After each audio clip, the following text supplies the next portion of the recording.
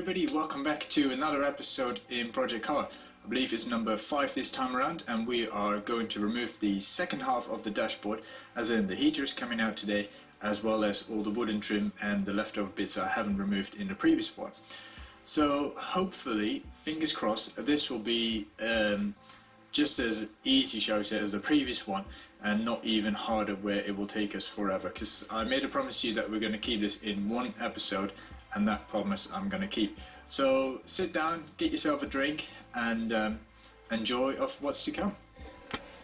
Right then, so we're back inside the car this time, and we're going to remove the heater because I want to measure up how much space I've got in order to buy a new one.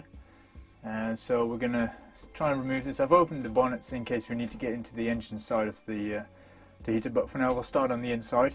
So I'll have to remove the bolts that it's hanging up by on the dashboard frame, and I think these are M10, so we're going to grab a socket wrench. Hopefully that will work, so let's give it a try. Again, be aware there are quite a lot of wires in here, so before you remove it, it's worth marking them, writing down what they are, where they go. As I'll be replacing this whole system, I'm not going to.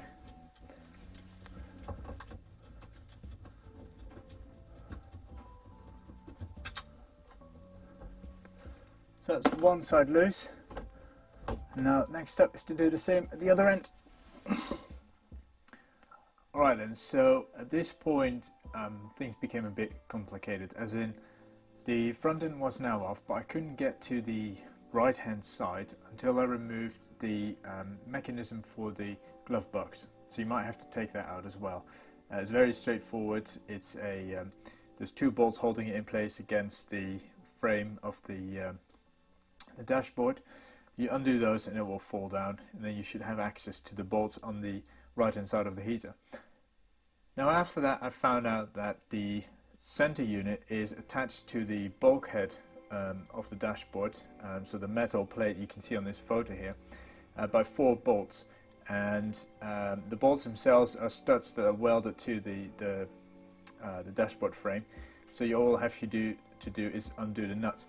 Now it's really difficult to get to because there's a lot of wires in front of it. I had to remove the pipes that feed the windscreen demisters, so you might have to take those out as well. They're just held in by, they're either in place with or without a securing ring around it. You might find that yours does or doesn't.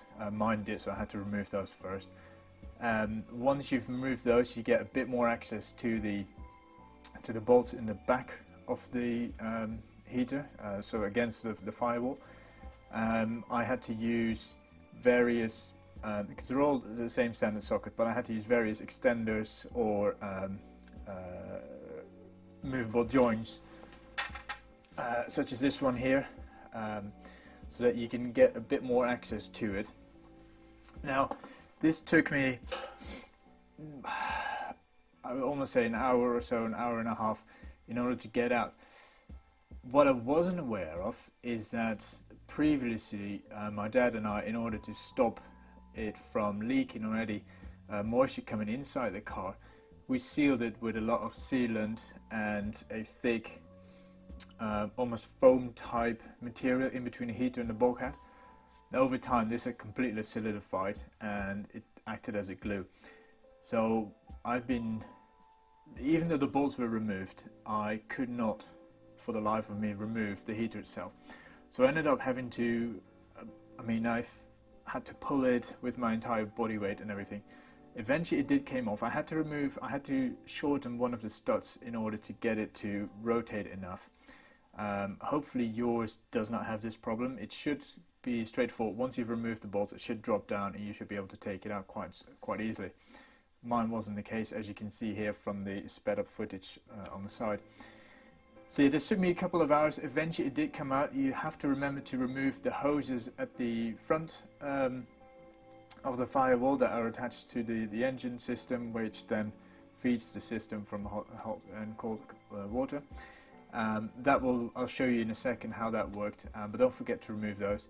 And then once all of that is undone, you should be able to, with a bit of rotating it and wiggling, it should come out from its place. You should be able to remove it. Again, be aware that there's a lot of wiring and Bowden control cables that operate the system, so make sure you label those, don't lose them. And then once that's out, you'll see that you've got a lot more space to work with, and then you should also have access to the rest of the dashboard, which we're going to continue with now. So let's go. I'm currently undoing the nuts on the instrument panel. So the nuts I'm talking about here go on the studs that you can see. You can just see the one on the right side inside the circle. The one on the left is hidden behind the panel but is on the outer side of the gauge. They go through the two holes that are indicated here by the arrows, and the nuts are just wound up on the back side. So once they're undone, you should be able to pull it forward. Now before you pull it out, make sure you undo the wires that are highlighted here. There's two blocks of wires that need to be undone. Double check that there isn't any others that I've missed. And like I said, I'm not using the wires, so I may have cut a few. And then last but not least, you'll have to undo the speedo cable that is connected to your instrument panel as well. So then that's all loose. Well, that's the instrument panel out. So first off, I'll start by undoing the indicator for the automatic gearbox, which we currently have fitted. So mine is on the dashboard. A lot of the cars actually have it behind the steering wheel, but it indicates what gear your gearbox is in. So what I'm doing is I'm unscrewing that at the moment, and once that's done, we'll undo the wires, and then we can put this away.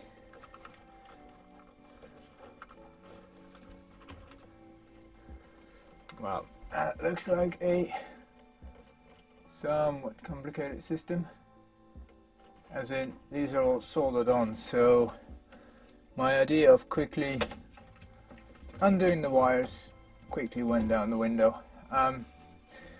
Right, so let's see if we can find out where those wires come from, how we can easily disconnect them, and then get rid of that little box. These connectors are a one use only, so once you've tuck them back together so they can pop out, that's the end of them. So I think we're gonna lose this at some point, or at least we'll have to redo the wiring if anyone wants to use it. But you can just use your voltmeter like the power probe and just test each light or each wire to see which one goes where, use the wiring diagram, and then plug them in the correct connector. Right, so now that's that gone, we can remove the couple of wires that are hanging on the right side, and we can remove the aftermarket speaker in the center, and we'll see what else we can do.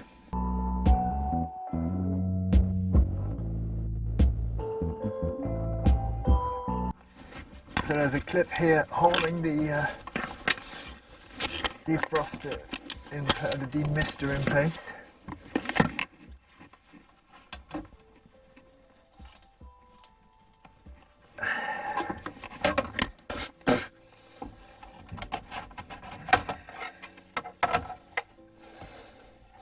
Well, another bit out.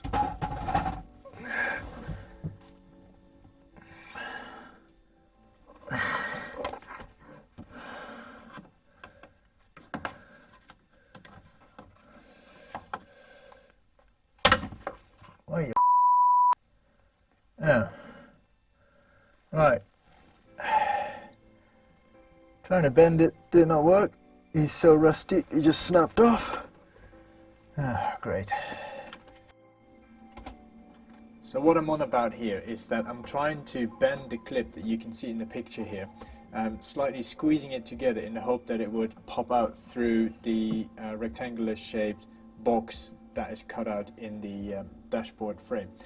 I've indicated with the arrows here where they are. There's one on either side, there's one to the left, there's one to the far right, and then there's two in the center, just to the left and right side of the speaker box.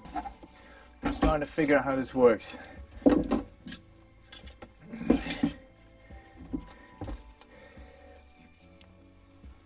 So it's literally held in by a couple of clamps. Hopefully I can show you on the other camera. Let's find out how many there are over this side. I'd imagine a similar amount. Man, these wires are starting to do me. I need to clear that up in a minute because I can't work like that.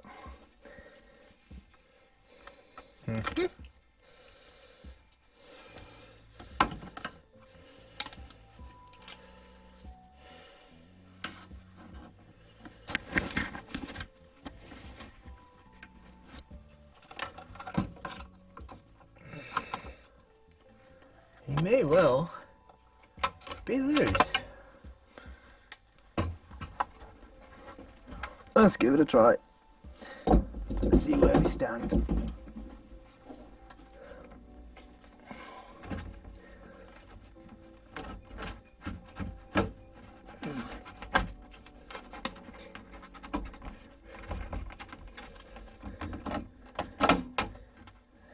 There we go.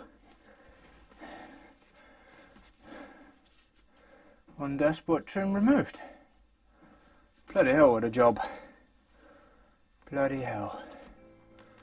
And now, okay, so this was glued in, obviously. You can see some of the glue strips here and there. It was glued to my rubber as well, which is why I've lost a little bit of the cover here. However, overall, I still don't understand where you are held in with. Okay, so in order to remove this, there's two screws. There's one here. I mean, this is hard to see. I'll show it the close-up camera. So in order to remove the cover for the instrument panel, it's upside down. There's one screw in here, and one screw in there.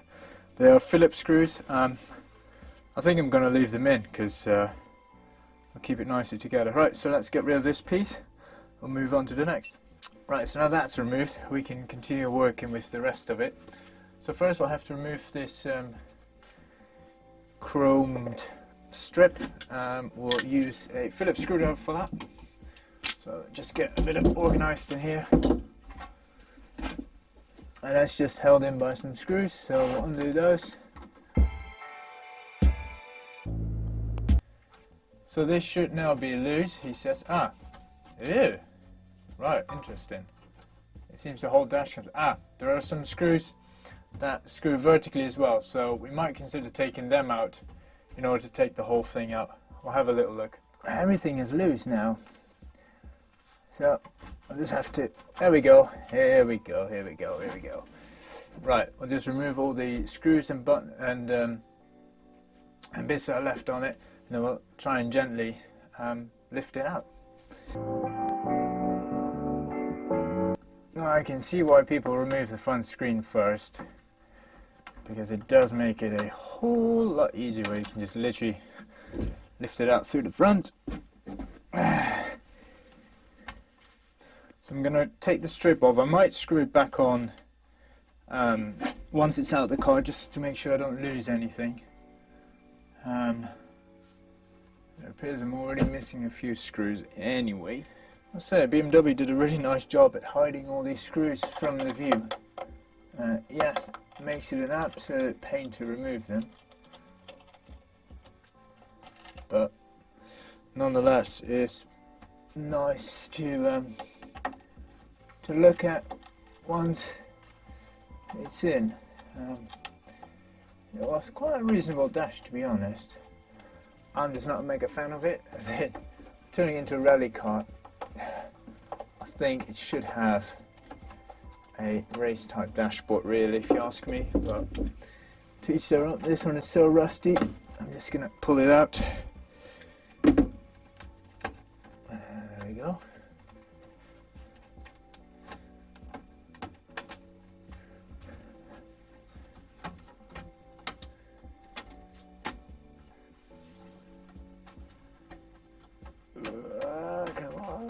There we go. Right. One decorative strip removed.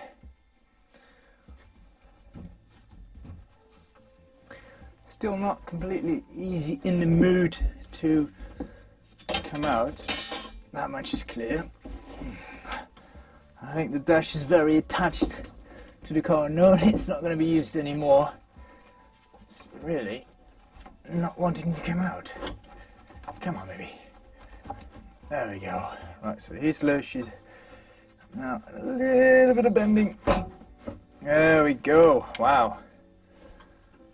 There you have it. How to remove a dash. Sort of.